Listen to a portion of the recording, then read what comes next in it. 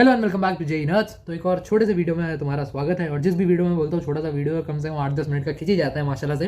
तो कुछ दिनों पहले एक मेल आया मेरे पास और मेल में तुम सबके लिए पढ़ देता हूँ। कैमरा एडजस्ट हो जाए मेरे, हाँ।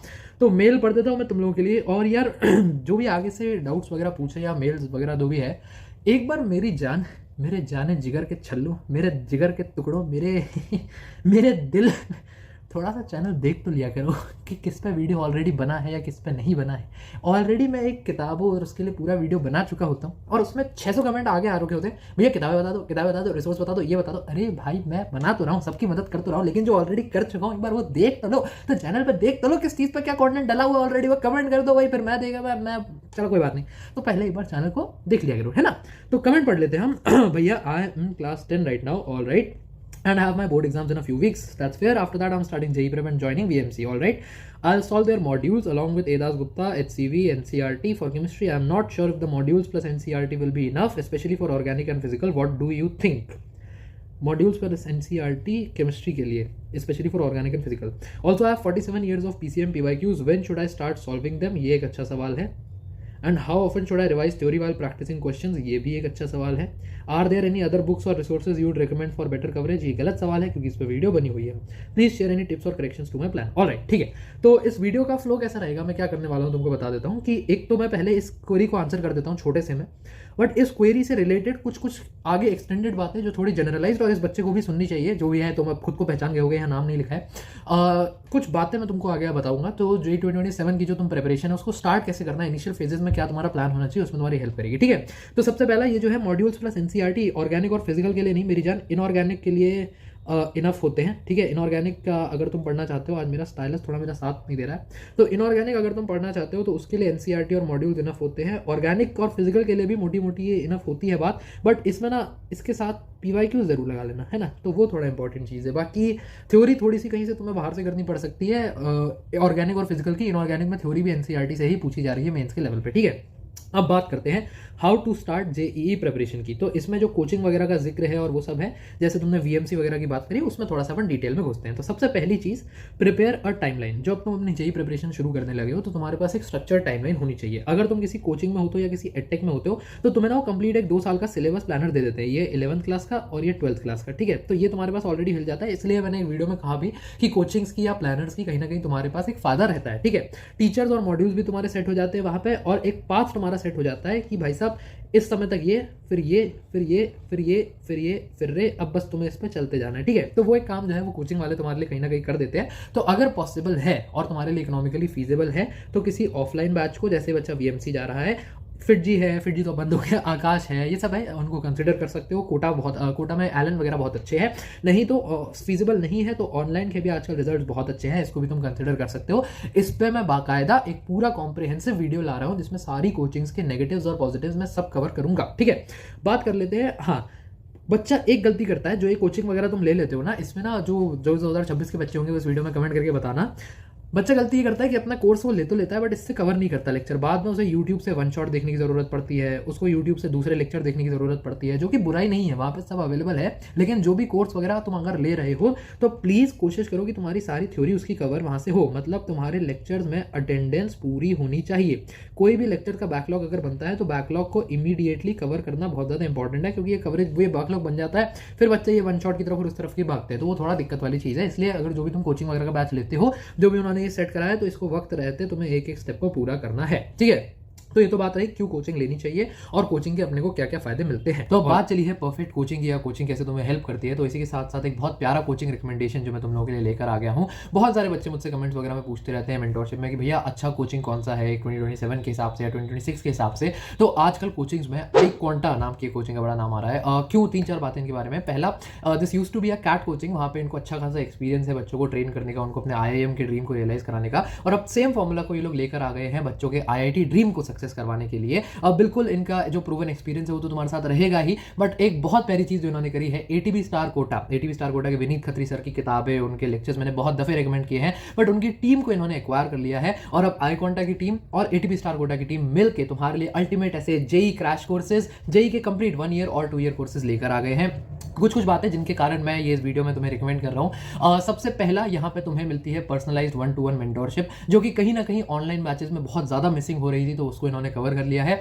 दूसरी चीज़ जो ये लोग प्रोवाइड कर रहे हैं वो है AI एनेबल्ड मॉक्स और mock analysis. AI mock analysis में होगा, मॉक्स जो है बहुत इंटीग्रल और इंपॉर्टेंट पार्ट होता है किसी की भी जेई जर्नी का, और उसका एकदम ढंग से एनालिसिस मिल जाए। अगर मैं बच्चों को कहता हूँ अगर मॉक दिया और एनालिसिस नहीं किया तो कोई फायदा नहीं है, तो वो एक बहुत ही धांसू चीज़ है। तीसरी चीज़ जो ये लोग तुम लोगों को दे रहे होते हैं वो है पूरा का पूरा प्रिपरेशन मटेरियल, जो कि ATB स्टार की प्रूवन टीम और इन लोगों ने मिलकर डिसाइड किया हुआ है। बच्चों को कई बार मैं देखता हूँ कि यार नहीं मिल पाया वो पर्सनलाइजेशन, वो मॉक्स, वो रिसोर्सेज जो उनको चाहिए थे, तो यहाँ पे तुम्हारा A to Z जो है सारा काम खत्म हो जाएगा। और एक चीज़ यहाँ पे सभी बच्चों के लिए कुछ ना कुछ, अगर तुम एक 2025 एस्पायरेंट हो तो तुम्हारे लिए क्रैश कोर्स, 2026 एस्पायरेंट हो तो इनके 1 ईयर कोर्सेज, और 27 एस्पायरेंट हो तो इनके 2 ईयर कोर्सेज को तुम लोग जरूर चेकआउट कर सकते हो। सभी का लिंक्स जो है वो हमने डिस्क्रिप्शन में अटैच कर दिया है। सेकंड पॉइंट पे चलते हैं, जो इसने सवाल पूछा है, how often should I revise theory, और कब से शुरू करना चाहिए वो भी मैं बता देता हूँ। सपोज करो अभी तुम्हारे बोर्ड्स के एग्जाम जो है वो खत्म हो जाएंगे, है ना, जिससे ही इसके बाद कुछ समय का तुम्हें ब्रेक मिलेगा, और अगर तुम जो VMC ज्वाइन करेगा वो, और बाकी तुम लोग भी कोई एडटेक का कोचिंग वगैरह ज्वाइन करते हो, तो इसके खत्म होते ही 15 या 1 महीने के अंदर तुम्हारा कोचिंग की क्लासेस वगैरह जो है वो स्टार्ट हो जाएंगी। ठीक है, अब क्लासेस जैसे तुम्हारी स्टार्ट हो गई, उसके बाद तुम्हें सॉल्विंग कैसे शुरू करनी है। तुम्हारा चैप्टर 1 खत्म होगा क्लास में, चैप्टर का एक टॉपिक ही खत्म होगा, सपोज तुम्हें काइनेमैटिक्स फिजिक्स में पढ़ाया जाएगा, उसमें इक्वेशंस ऑफ मोशन खत्म हो जाएंगे, उसकी तुम्हें एक DPP दी जाएगी। ठीक है, DPP को तुम्हें सॉल्व कर लेना है। DPP टॉपिक वाइज प्रैक्टिस होती है। DPP जैसे ही तुम्हें दी जाए, हर टॉपिक की DPP खत्म करो। चैप्टर खत्म होते ही इंतजार भी मत करो, अगर पुराने आधे से ज्यादा खत्म हो गया है तो यहाँ पे तुम्हें ये मॉड्यूल्स और जो रेफरेंस बुक्स और सब है इसको स्टार्ट कर देना है। चैप्टर तुम्हारा 75% कवर होते ही साथ 100% कवर होते ही तुम्हें PYQ पे आ जाना है। PYQ बच्चा अंत के लिए छोड़ देता है, ऐसा तुम्हें नहीं करना है। तो तुमने वो जो टाइमलाइन मांगी थी, मैंने तुम्हें उसका सीधा जवाब दे दिया है।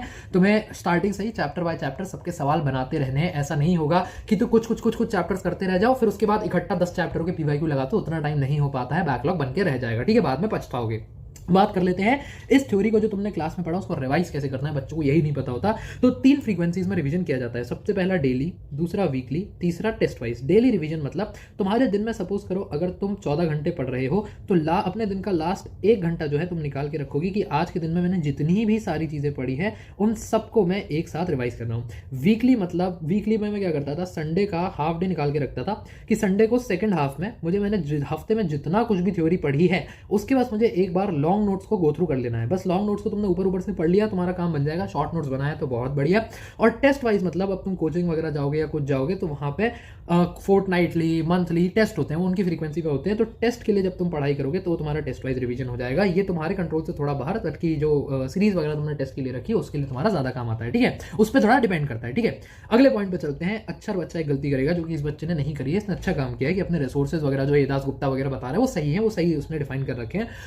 अधिकतम बच्चे गलती करते हैं, they keep on juggling between various resources till the end. मैंने ऐसे बच्चे देखे हैं जो JEE 2025 के लिए पूछ रहे होते हैं कि भैया किताब बता दो सेकंड अटेम्प्ट में कौन सी लगाएं, और वो बेवकूफ़ी है, कुछ नहीं होता। तो अपने कुछ रिसोर्सेज सेट करके रख लो। इसके लिए एक वीडियो मैं ऑलरेडी बना चुका हूँ। सारी किताबें मैंने उनके प्लस और माइनस दोनों उस वीडियो में बताए हैं। चैनल पे जाओ, चेकआउट करो, तुम्हें वहां मिल जाएगी। उस वीडियो को देखो, कुछ किताबें अपने लिए डिफाइन कर लो कि मैं इस लेवल पे चैप्टर शुरू होते ही इनिशियल लेवल पे ये सॉल्व करूंगा, उसके बाद मेंस लेवल के लिए ये सॉल्व करूंगा, एडवांस लेवल के लिए ये सॉल्व करूंगा, और चौथा चीज तुम्हारी हमेशा PYQs रहेगी क्योंकि वो बहुत इंपॉर्टेंट है।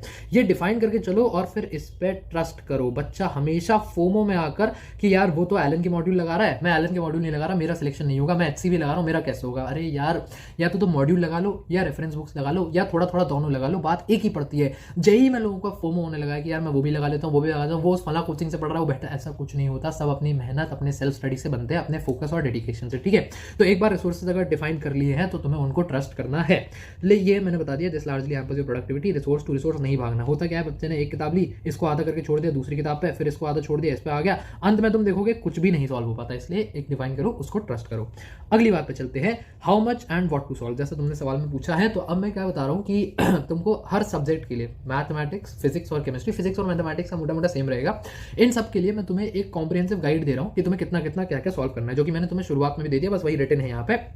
सबसे पहला, जैसे ही तुम्हारा चैप्टर का स्टार्ट हो जाए, चैप्टर में एक टॉपिक वाइज तुम्हें DPP लगानी है। तुम्हारे एक टॉपिक होता जाए, उस टॉपिक की DPP, daily practice problem solve करते जाओ। ठीक है, जैसे ही ये खत्म हो, इसके बाद ये थे सारे स्टेप्स हैं, step 1, step 2, step 3, step 4, step 5। इसके बाद तुम अपने कोचिंग मॉड्यूल पे लगाना जाना है, या फिर अगर तुम्हारे पास कोचिंग मॉड्यूल नहीं है तो तुम्हें रेफरेंस बुक्स, जो कि इस बच्चे ने दास गुप्ता का ही मैथमेटिक्स के लिए बहुत अच्छी है, इसके अलावा ब्लैक बुक मैथमेटिक्स के लिए बहुत अच्छी है, और RD शर्मा फॉर मैथ भी बहुत अच्छी है। ठीक है, इनमें से कोई भी लगा सकते हो। सेंगेज फॉर मैथमेटिक्स एक बहुत ही प्यारी किताब है, इसको जरूर लगा लेना यार, ये बढ़िया किताब है।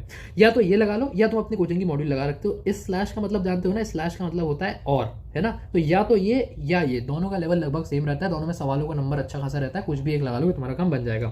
इसके बाद तुम्हें थर्ड स्टेप में लगाने हैं मेंस के पीवाईक्यूज, एटलीस्ट पिछले 4 साल के। पिछले 4 साल में हर चैप्टर से तुम देखोगे तो तुम्हारे 40-50 मेंस पीवाईक्यूज अच्छा खासा निकल जाएगा पिछले 4, हर साल 10-12 सवाल चैप्टर से आ जाते हैं, ज्यादा ही हो जाता है कई बार वो। तो कोशिश करो 40-50 सवाल तुम मेंस के इस लेवल स्टेप 3 में लगा लो। स्टेप 4 में तुम्हें अब अपनी इसी रेफरेंस बुक से या अपने इसी मॉड्यूल से एडवांस लेवल के सवाल लगाने हैं, जो लास्ट में ना इसकी ना ऑब्जेक्ट से हमेशा हर मॉड्यूल में ऐसे लास्ट वाली एक्सरसाइज होती है जिसमें से HOTS हॉट्स लिखा होगा, हायर ऑर्डर थिंकिंग स्किल्स, और इस तरीके के सवाल तुम्हें प्रैक्टिस करने हैं। और ये हो जाए जो स्टेप 5 में तुम्हें जाना है JEE एडवांस के पीवाईक्यूज पे। एडवांस के पीवाईक्यूज तुमसे स्टार्टिंग में नहीं होंगे, कोई बात नहीं, रोना नहीं है, दुखी नहीं होना है, अपने को मेहनत करते रहना है, अपने टीचर से पूछेंगे, अपन रिसर्च करेंगे। एडवांस के सारे पीवाईक्यूज के सॉल्यूशंस जो हैं वो इंटरनेट पे अवेलेबल हैं, बार बार सॉल्यूशन देख के पढ़ो, कोई दिक्कत नहीं है। समझ नहीं आ रहा तो किसी से एडवांस के सवाल शुरुआत में नहीं बनते हैं, दिमाग लगाना पड़ता है, धीरे धीरे स्किल्स डेवलप करनी पड़ती है। बट अभी से स्किल डेवलप कर लोगे, शुरुआत से एक आदत डाल लोगे सॉल्व करने की, तो आगे बहुत ज्यादा फायदे में रहोगे। ठीक है, अब अगली बात कर लेते हैं केमिस्ट्री की। केमिस्ट्री का थोड़ा सा चेंज है, फिजिक्स का एकदम सेम है, बस फिजिक्स का पहले कवर कर लेता हूँ।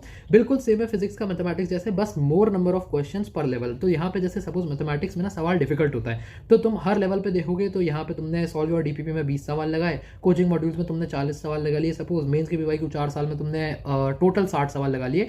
फिजिक्स में यही, अब यहाँ ये तुम्हें 20 सवाल लगाने में कम से कम लग जाएगा 3 घंटे का टाइम, शुरुआत में लग जाता है, कोई दिक्कत नहीं है। यहाँ पे तुम्हें फिजिक्स में यही 20 सवाल लगाने में 1 घंटा लगेगा, तो तुम क्या 20 सवाल लगाओगे? नहीं, तो तुम 40 सवाल लगाओगे। ठीक है, तो क्वेश्चन जो है वो डबल या 1.5 गुना हो जाएंगे फिजिक्स में, बाकी तरीका बिल्कुल सेम रहेगा। और फिजिक्स की रेफरेंस बुक्स जाननी हो तो एक वीडियो मैंने चैनल पे बना रखा है, उसको चेकआउट कर लेना। केमिस्ट्री का थोड़ा सा मामला चेंज होता है। सबसे पहले अपनी DPP सॉल्व करोगे, first step remains the same. इसके बाद केमिस्ट्री में NCERT की रीडिंग, खासकर इनऑर्गेनिक के लिए, मैं तो कहूँगा ऑर्गेनिक के लिए भी कर लोगे तो बहुत सही हो जाएगा तुम्हारा मामला, ये तुमको करनी है। इसके बाद अपने को जाना है NCERT की बैक एक्सरसाइजेस पे। इनऑर्गेनिक में तो सीधा सीधा सवाल आ जाता है, ऑर्गेनिक में ना NCERT में पीछे ना वो दिए हुए हैं कन्वर्जन टाइप के सवाल कि A कंपाउंड से B बनाओ, B से C बनाओ। ऑर्गेनिक तुम्हारी 11th में बाद में आएगी, आगे जाके आएगी, तो इसके लिए भी परेशान होने की जरूरत नहीं है। 11th में शुरुआत में हमको तो इनऑर्गेनिक कराई थी, तुमको शायद फिजिकल वगैरह करवा दे, जो भी है। कोचिंग मॉड्यूल, इसके बाद तुम्हें उठाना है स्टेप 4 में कोचिंग मॉड्यूल या मेंस का पीवाईक्यू, और स्टेप 5 में एडवांस का पीवाईक्यू। तो इससे तुम्हारा केमिस्ट्री का एकदम एक कॉम्प्रिहेंसिव तैयारी हो जाएगी और मामला पूरा कंप्लीट हो जाएगा। ठीक है, फिजिक्स का मैंने तुम्हें बता ही दिया आगे। हाँ, बस तो इतना ही मुझे बात करनी थी वीडियो में। देखो इतने बताते बताते ही पूरा 11-12 मिनट का वीडियो बन गया है। बाकी कोई दिक्कत वगैरह हो तो और तुम लोग कमेंट्स में ड्रॉप कर सकते हो। मैंने सवाल का जवाब भी दे दिया और सवाल से एक्सटेंडेड कुछ पॉइंट्स जो रिलेटेड नहीं भी थे कुछ, तो वो भी बता दिए। 47 साल के PCM PY की उसकी बुक है, तो वो सही है, उसको बिल्कुल सॉल्व करो दबा के, वो बढ़िया किताब है। और भी कोई दिक्कत वगैरह हो तो जरूर तुम लोग कमेंट करके बता सकते हो। बाकी पढ़ाई करते रहो। All the very best, good bye.